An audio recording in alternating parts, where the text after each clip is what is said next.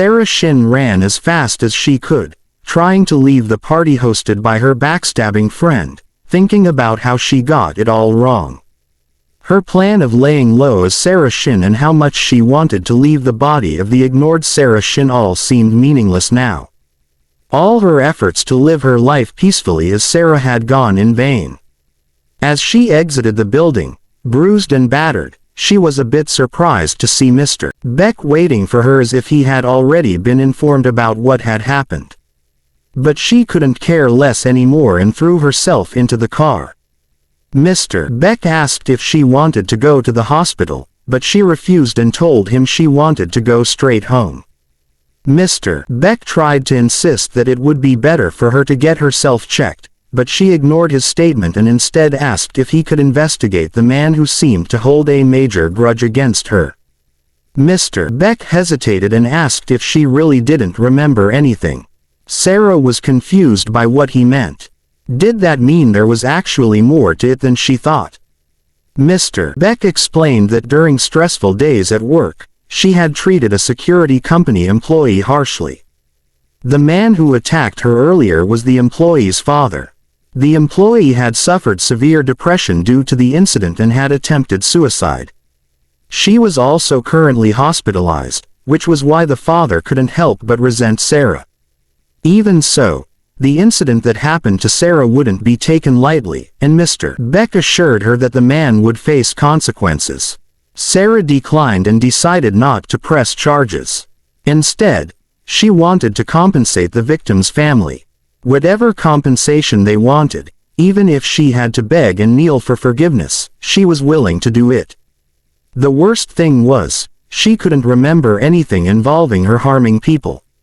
Maybe it was because the original Sarah Shin considered her evil acts so trivial that, no matter how much she tried to remember them, she could never recall anything. How many more forgotten incidents were there exactly? How much more did she have to suffer the consequences of Sarah Shin's evil deeds? She momentarily lost her sense of reality, feeling trapped in a soap opera as a villainess. But despite all of it, she resolved to get her act together and never be swayed by trivial matters. For her, the world she was now in was no longer merely a soap opera, it was reality. A horrible reality, just like her original life as Jahan. A few days later, inside her office, a man was demanding an explanation for his sudden transfer of position caused by Vice President Sarah Shin. Sarah calmly answered that his capabilities seemed better suited to the new position she had appointed him to. She also added that the chairman himself had already approved it, so he had no say in the matter. Suddenly, the man bowed and started apologizing. Sarah asked what he was apologizing for, and the man hesitated to say the reason. But Sarah knew what he meant. She took out her phone and showed him a recording.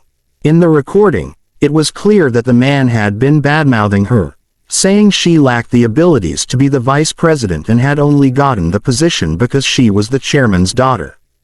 Cold sweat ran down the man's face as he heard himself saying those awful things about her. He tried to explain, but Sarah stopped him. "There's no use saying it's a misunderstanding because nothing in that recording can be misunderstood," she said. Everything was clear. She told him that if he could smooth things over, she might reconsider his transfer. She added that, moving forward, all business matters would require her approval, briefings would be done face-to-face, and every outcome would bear her signature. That was her condition. After the stressful day at work, Sarah went home, only to face another crisis. She wondered how she could do her job properly when Ro-un had most of the company's brass in his pocket. Determined, she decided to dig deeper into the company's affairs and reclaim her rightful shares of the company. The thought alone gave her a headache. This was so much different from her previous life as Jahan. And as if this wasn't enough, she still had many other problems to solve. For instance, Song-gyung Lee. The way Song-gyung acted at the party bothered her. She seemed guilty, but it also seemed fake.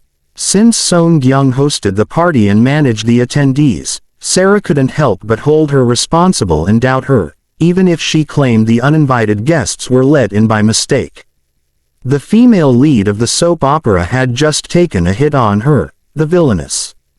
Sarah still couldn't process everything that had happened, her being the pathetic villainess and getting tied up in all sorts of messes.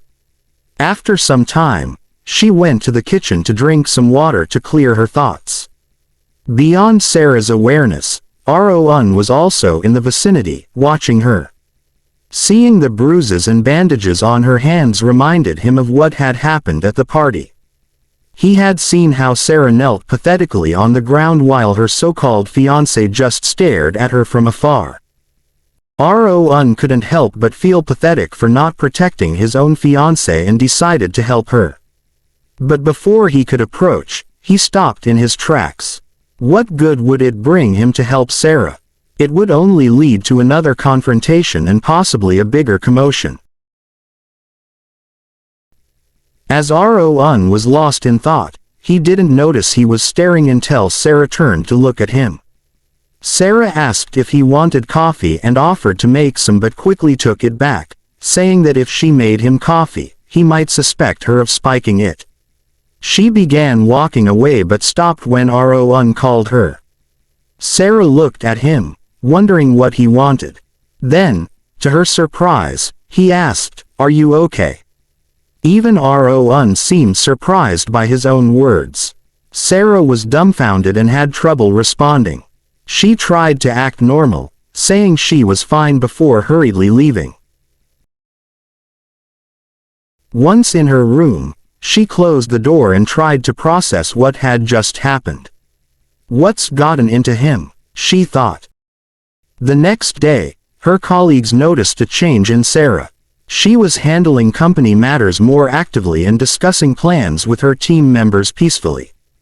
Mr. Beck even complimented her, saying her evaluations had drastically improved. Sarah humbly thanked him, saying she couldn't have done it without his support. But she was taken aback when Mr. Beck mentioned that even the chairman was curious about her recent activities. Later, Mr. Beck revealed that Ro-un had instructed him to wait at the ballroom during the party, as Sarah was in trouble. This clarified the perfect timing of Mr. Beck's arrival and made Sarah wonder if Ro-un's concern had been genuine. Later that night, after her work shift was done for the day, she spotted Ro-un laying on the floor of the front door, unconscious. She freaked out upon this, and decided to try and wake him up. Sarah finally decided to just bring him to his room after calling his name a few times and still not waking up. After a few hours, Ro-un woke up. He woke up to see Sarah Shin standing right beside his bed. Sarah handed him some medicine and a bowl porridge to eat after taking the medication. He asked Sarah what's going on, only to find out that he had been found collapsed on the floor of the front door and received the help of Sarah Shin, his mortal enemy. He glanced at the porridge brought by Sarah, and asked if she's the one who made it. Sarah admitted and proceeded to tell him that it's just a plain rice porridge good for sick people. "Since when did you cook?" Ro-un asked. "Never. Of course it's my first try. But you can always look for easy recipes online to teach yourself how to cook." Sarah responded enthusiastically. Ro-un stared at the porridge for a moment then started eating. His question made Sarah wonder if the original Sarah Shin doesn't know how to cook. But it does seem more acceptable if the spoiled heiress doesn't bother to cook, since they do have a chef. Sarah stared at Ro-un. She kept staring until Ro-un broke the silence between them by asking if she's going to continue just sitting there. Sarah was caught off guard and decided to flee the situation immediately after feeling embarrassed when she realized that she had been staring at him for a while cause he looked quite adorable eating the porridge. Have I lost it?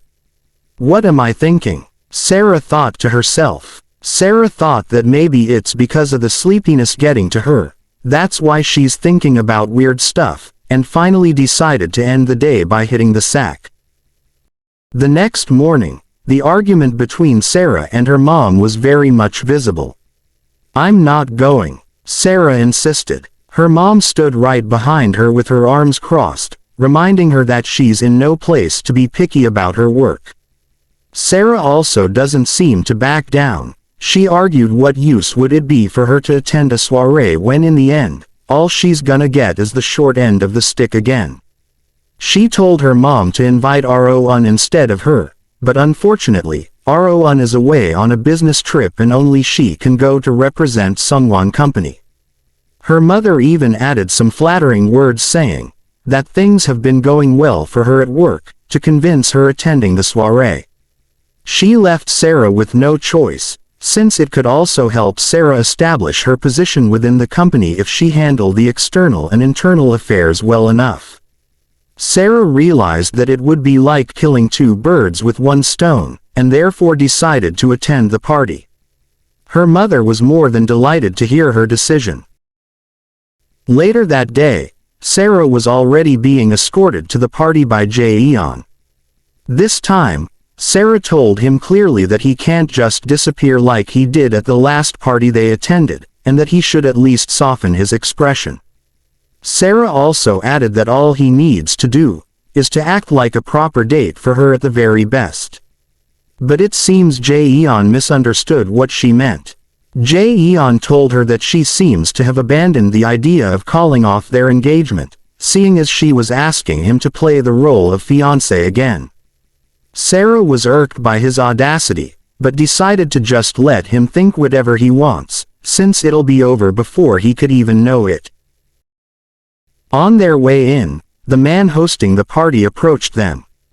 They exchanged greetings and the host hopes to have them enjoy the cocktail party they'll be hosting by the evening. As the man was leaving, Sarah turned to Jae-yeon, reminding him that they must enjoy the party according to the host's wishes. Jae-yeon only stared at her without saying anything. Why are you looking at me like that? Is it really that bad to be seen in public with me? Sarah blurted out. Jae-yeon denied. He only thought that Sarah doesn't strike him to be the sociable type of woman. So when she told him they must enjoy the party, it caused a tad bit of surprise within him. As they continued chatting, a woman noticed Sarah's presence and seemed hesitant to approach her. Sarah. Hi. The woman said shyly. Sarah recalled that she was one of Song-kyung's most reserved friend who joined them at the cafe, but unfortunately, she couldn't recall knowing her name. The woman told her that it's a good thing that they met, because she was planning on calling, but doesn't have her number to inform her that there would be a gathering on Saturday. She asked Sarah that if she has free time, she can join them at the gathering. The gathering she's referring to is the regular gathering between Chaebol daughters. The woman left after having Sarah's phone number. Sarah thought that the woman seems more approachable than the other friends of Seong-kyung, and that she at least seems to have pure intentions against her. Not only on the woman, but also the people around her in this party, she could sense a gradual positive shift of how people perceive her. Because until now, Sarah was always seen as the shame and loose cannon of Sungwon Group. A woman rejected even by her own fiancé. But now, just by having Jae-yeon escorting her and walking with a confident smile, people who witnessed them firsthand seem to have replaced the bad rumors about their relationship into simply a lover's quarrel that was fixed overnight. Sarah was super happy to see with her own eyes how effective it was to actually demonstrate to people that they're just having a normal lover's fight instead of some embarrassing drama. Just as she was enjoying herself at the party with Jae-yeon, someone familiar called her name. Of course, Sarah doesn't seem surprised by this because at every party, that person is always there. Sarah turned to the person's direction to see Song-kyung greeting her with an innocent smile on her face. They exchanged greetings until Song-kyung started talking about Jae-yeon and introduced herself as Sarah's best friend with a flirtatious look on her face. "Oh, I'm sorry, Sarah, you never liked it when I introduced myself as your best friend." Song-kyung blurted out. Sarah find it sort of amusing how Song-kyung's already testing the waters to see how she would react. But unfortunately for her, Sarah couldn't care less. Then, Song-kyung brought up what happened at the ROM party, saying that she never expected any of those to happen, and how worried she is for Sarah that night. She also added that she called for help right away, but Sarah already took off by the time help came, and Sarah seemed so angry that she couldn't bring herself to talk to her. "You're still upset, aren't you? Is that why you've been ignoring my calls?" She kept on saying a bunch of stuff that would make Sarah look bad. But Sarah would never let it get to her again. Not this time. "But Song-kyung, I'm in the middle of an important conversation with Jae-yeon." Sarah responded with a confident smile. Before Song-kyung could say anything more, Sarah shrugged her off, telling her that if she wanted to talk, they could talk over text. Sarah also made it clear to Song-kyung that it wasn't only her calls she didn't answer, in case she's thinking of victimizing herself again, that she's being ignored by Sarah. Sarah couldn't believe how pathetic Song-kyung can be. Just like her habit of pushing the blame to other people, saying things like, "I did my best. But you screwed up." Jae-yeon asked her if she really is friends with Song-kyung, the daughter of Chaemin Lee, which she responded with a sense of uncertainty if they really are friends and that things are complicated at the moment. Sarah assured Jae-yeon that what happened at the ROM party is clearly their fault and it won't affect his reputation.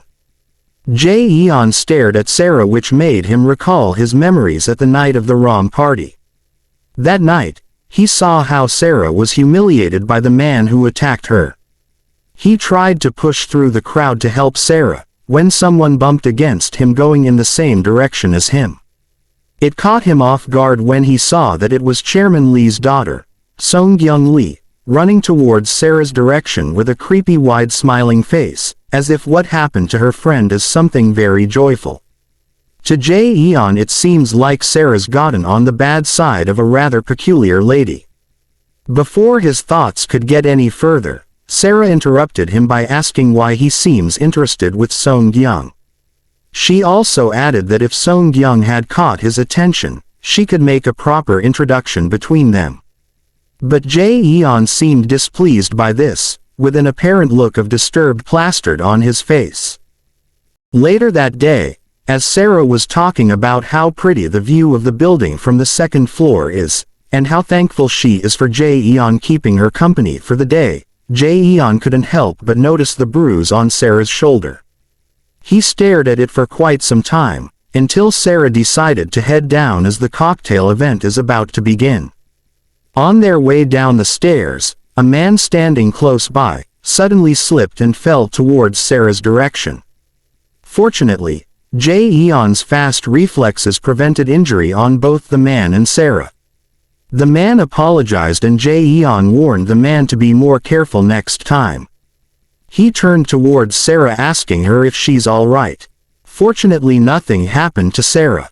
It just made her wonder why he left her at the ROM party when he is capable of being so attentive. Regardless, Sarah thanked him with a smile on her face. He didn't say anything, and like always, he would just stare at her saying nothing. After the event had ended, while they were already leaving, Sarah invited Jae-yeon for dinner to continue their previous conversation.